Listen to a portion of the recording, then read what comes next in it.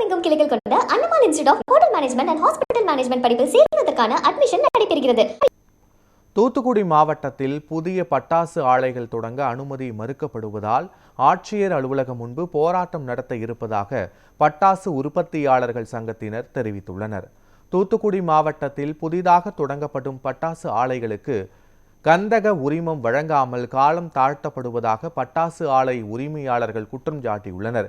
இதனை கண்டித்தும் 50க்கும் மேற்பட்ட புதிய பட்டாசு ஆலைகளுக்கு தடையில்லா சான்று வழங்காமல் முட்டுக்கட்டை போடுவதை கண்டித்தும் தூத்துக்குடி மாவட்ட ஆட்சியர் அலுவலகம் முன்பு போராட்டம் நடத்தப்படும் என தூத்துக்குடி மாவட்ட பட்டாசு ஆலை உரிமையாளர்கள் மற்றும் தொழில் முனைவோர் சங்கத்தினர் தெரிவித்துள்ளனர்.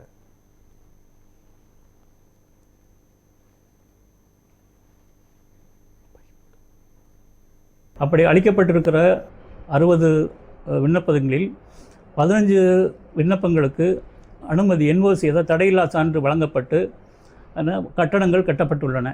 இவை அனைத்தும் கோவில்பட்டி வட்டம், அப்புறம் எட்டயபுரம் வட்டத்தில் அமைந்திருக்கிறது.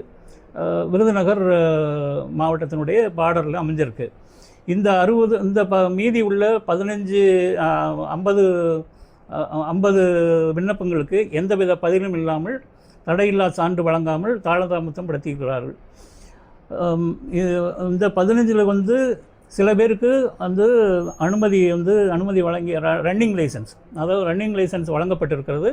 ஆனால் அதுக்கு கந்தகம் பயன்பாட்டுக்கு அனுமதி வழங்காமல் 2 ஆண்டுகளாக காலம் கடத்தி வருகிறார்கள்.